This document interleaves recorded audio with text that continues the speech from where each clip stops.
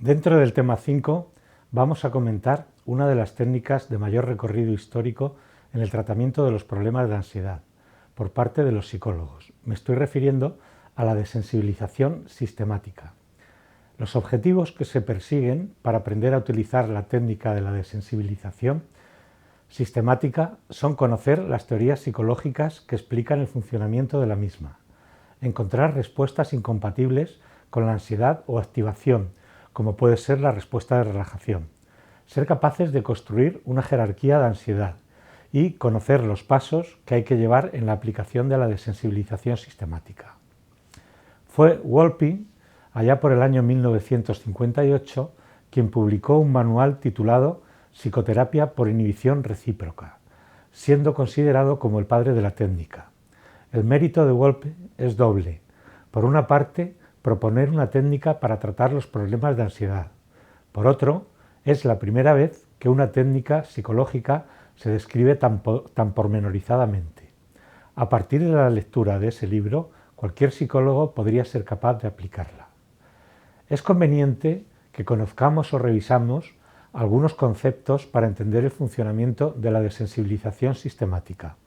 En primer lugar, el concepto de unidad subjetiva de ansiedad. Cuando una persona tiene, por ejemplo, miedo a subir en ascensores, la intensidad del miedo puede variar en función de las distintas situaciones a las que se enfrente. Así, pensar en un ascensor le ocasionará menos miedo que ver un ascensor, que subir en un ascensor acompañado de una persona de confianza o que tener que subir solo 15 pisos.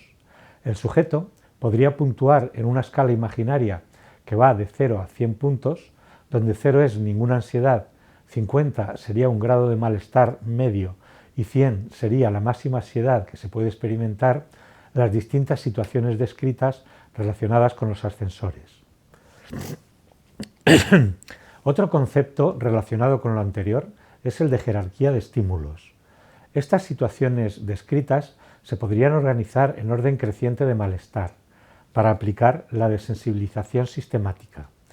Es necesario describir varias situaciones ambientales donde no existan lagunas entre los distintos niveles de malestar, observando que hay distintas situaciones de ansiedad baja, media, alta y muy alta. Otro concepto es el de respuesta incompatible. Son respuestas que no pueden darse a la vez, como por ejemplo estar andando y estar acostado. En el caso de la desensibilización, sería conveniente encontrar respuestas incompatibles con la ansiedad. Una de las respuestas más utilizadas es la relajación, ya que no puede darse a la vez estar en estado de relajación y en estado de ansiedad. El último de los conceptos que aparece en esta diapositiva es el de generalización de la respuesta, que se refiere a lo siguiente. Si un sujeto emite una respuesta frente a un estímulo, es bastante probable que frente a otro parecido pueda emitir esa misma respuesta. Por ejemplo, alguien que tiene fobia a las cucarachas es muy probable que si ve un grillo emita una respuesta de ansiedad similar. Los fundamentos teóricos de la desensibilización son muy variados, pero vamos a destacar dos. En el primero de ellos, la inhibición recíproca, la investigación demuestra que cuando un sujeto se expone a un estímulo incompatible con la ansiedad estando en esa situación, un estímulo ansiógeno no provocará ansiedad. Por ejemplo, un niño que le gusta un programa de televisión, si está viendo el programa y suena un estímulo auditivo intenso, es menos probable que tenga una reacción de ansiedad que si no está viendo ese programa que le gusta. Otro concepto tiene que ver con los experimentos de contracondicionamiento, que sería algo así como un condicionamiento clásico o condicionamiento pavloviano, pero a la inversa. Pongamos un ejemplo relacionado con la ansiedad. Un sujeto emite una respuesta condicionada, consistente en ponerse muy nervioso y con sensación de ir a desmayarse frente a un estímulo condicionado que podría ser la visión de la sangre. Si encontramos otro estímulo condicionado que provoque una respuesta opuesta a la ansiedad y la asociamos con el primer estímulo, es decir, la visión de la sangre, al final de la experimentación el sujeto emitirá una respuesta opuesta a la ansiedad, por tanto, se quedará tranquilo ante la visión de la sangre.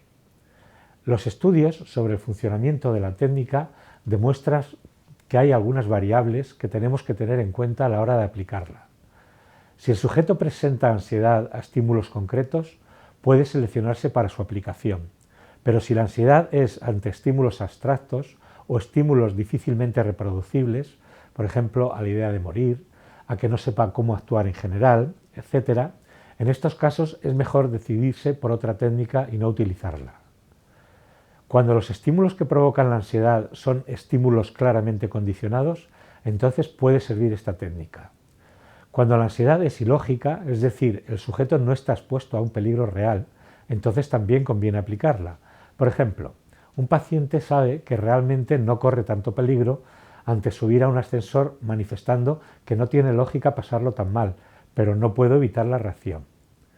Por último, en sujetos que tienen muchos miedos, por ejemplo, una persona que tiene fobia a los dentistas, a los perros, a pasar por determinados lugares, a los muertos, a los lugares altos, etc., es mejor seleccionar otra técnica porque es menos probable que sea eficaz la técnica de la desensibilización. Al igual que hay variables que influyen en la aplicación, también la experimentación ha demostrado que el uso de esta técnica es poco eficaz en los siguientes casos. Si un sujeto tiene una reacción de ansiedad ante los perros, pero cree firmemente que existe un peligro real y altamente probable por ver un perro, entonces, antes de aplicar la desensibilización, conviene cambiar las ideas en relación a los perros. También, cuando hay obsesiones que producen ansiedad, es preferible utilizar otra técnica. Por último, en aquellos sujetos que presentan reacciones intensas de ansiedad en ciertas situaciones como aglomeraciones, transportes públicos, etc., porque piensan que pueden tener alguna reacción negativa, por ejemplo desmayarse o perder el control y no podrán ser atendidos adecuadamente, es preferible utilizar otras técnicas diferentes a la desensibilización. A continuación, vamos a ver el procedimiento, es decir, cómo podemos aplicar la técnica.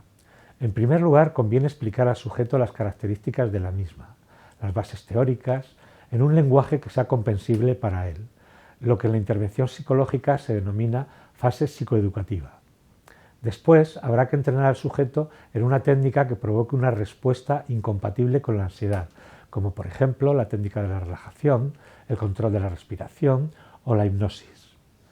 Posteriormente, se elaborará una jerarquía de ansiedad, con un número de situaciones suficientes para que hayan estímulos que provoquen una ansiedad baja, media, alta y muy alta. Después, y en estado de relajación, se irán introduciendo de modo imaginario los diferentes estímulos, desde los menos ansiógenos, avanzando progresivamente hasta llegar a los que tienen mayores puntuaciones de ansiedad. Por último, conviene planificar la generalización, para que el sujeto se exponga en situaciones reales a aquellas situaciones que se han ido tratando en la consulta del psicólogo. Concretamente, en la primera sesión de relajación se comienza relajando al sujeto. Una vez relajado, se introduce de modo imaginario el primer ítem, es decir, la primera situación de la jerarquía, que tiene que provocar un malestar bajo, aproximadamente de unas 20 o 25 unidades subjetivas de ansiedad, durante unos 10 segundos. Después de ese tiempo, al sujeto se le dice «basta», deje de imaginar la escena y concéntrese en las sensaciones de relajación. Se continúa la relajación hasta que se observa un estado de tranquilidad elevado. Entonces se introduce de nuevo la escena anterior durante unos 15 o 20 segundos y se observa si hay respuesta de ansiedad. Después de ese tiempo, otra vez se trabaja la relajación y se presenta la escena de nuevo por tercera vez durante otros 15 o 20 segundos. Si no se observan reacciones de ansiedad en esta tercera ocasión, se vuelve a la relajación y el sujeto está preparado para presentar la segunda escena. En caso de observar una respuesta de ansiedad, será conveniente seguir presentando la escena en las condiciones descritas hasta que no provoque ningún tipo de reacción. La primera sesión de desensibilización finaliza después de presentar 2 o 3 escenas distintas. Es fundamental que en la última presentación el sujeto no manifieste ansiedad alguna. En el resto de sesiones se procede igual que en la primera, teniendo en cuenta lo siguiente. Al comenzar cada sesión, después de relajar al sujeto, la presentación imaginaria del estímulo temido es el que se presentó el último día. primero 15 segundos y en sucesivas presentaciones 20 segundos. Si a partir de la segunda presentación no se observa ansiedad, puede pasarse al estímulo siguiente. En caso de observar ansiedad, es necesario seguir presentándolo hasta que no se observe esa reacción. Durante la sesión, que durará aproximadamente entre 25 o 30 minutos, se pueden presentar del orden de 3 a 5 estímulos o situaciones, teniendo en cuenta que hay que presentar cada una de ellas un mínimo de 3 veces y que es condición necesaria que en la última ocasión no se observen respuestas de ansiedad en el sujeto. Las sesiones siempre finalizarán con una situación que se ha desensibilizado totalmente. Conviene asegurarse de que el sujeto se expone a los estímulos reales en situaciones de ambiente natural, una vez que han sido tratados en la sesión y que controla la ansiedad en esos contextos. En caso contrario, es conveniente planificar sesiones de desensibilización en situaciones reales.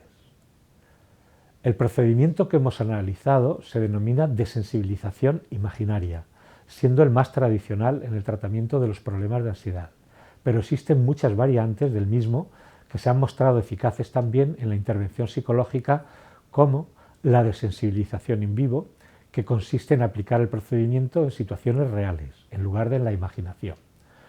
La desensibilización imaginaria, que es la que ya hemos descrito ampliamente, la imaginación emotiva, muy utilizada en niños, se trata de imaginar escenas que provocan sensaciones agradables, incompatibles con la ansiedad, como alternativas a la relajación.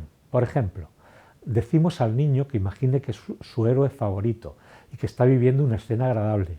Mientras que imagina esto, se le hace imaginar la escena ansiógena, volviendo enseguida a imaginar la escena del héroe, etc. Es decir, del mismo modo que hemos descrito anteriormente la desensibilización sistemática.